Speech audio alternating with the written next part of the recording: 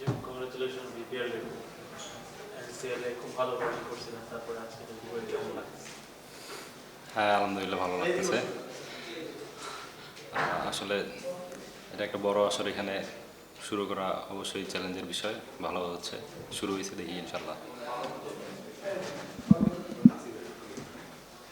ওকে, প্র্যাকটিসে একটু জোরে বলি। টানা হেডে বল করে বল করতেন।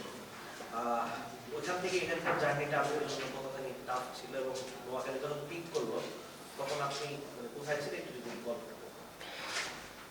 ড্রাফটের সময় তো ন্যাশনাল ক্রিকেট লিগ চলতেছিল, তো অবশ্যই ড্রাফট দেখতেছিলাম। টিম পাওয়ার পরে অনেক এক্সাইটেড ছিল সবাই, কংগ্রাচুলেশন দিচ্ছিল এই। আর বলিং যেহেতু আমার মেইন রোল, সেক্ষেত্রে বলিং তো করতেই হবে। তো লাইক অবশ্যই আমি আমার কাজটা সবসময় করার চেষ্টা করি, অ্যান্ড ম্যাচ খেলার জন্য এক্সাইটেড থাকি সবসময়।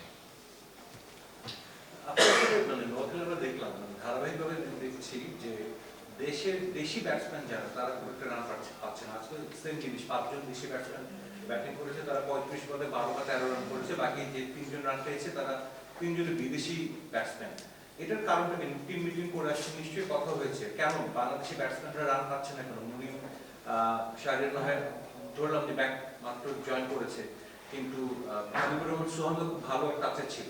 বাংলাদেশি ব্যাটসম্যানদের প্রতি ম্যাচে ফেল করার রিজনটা কি? আসলে রিজন তো বলা টাফ, কিন্তু এছাড়া প্রস্তুতির বিষয়ে যদি বলেন, লাইক সময় পেলেই তো তা ব্যাটিং প্র্যাকটিস সব কিছুই করা হচ্ছে। এখন অবশ্যই এটা তো বলা মুশকিল। মানে নিশ্চয়ই আপনাদের ড্রেসিং রুমে কথা বলা হয় না, মানে কোচ তো নিশ্চয়ই বলে যে এখন ব্যাটসম্যানদের জন্য তো ইন্ডিভিজুয়াল টিম, সব তো প্রুভেন ব্যাটসম্যান, মানে রাইট রাইট রাইট ব্যাটসম্যানদের জন্য তো তাদের পার্সোনাল প্ল্যান থাকেই। এখন মাঠে গিয়ে হয়তো বা ওরকমভাবে এক্সিকিউট করতে পারে না।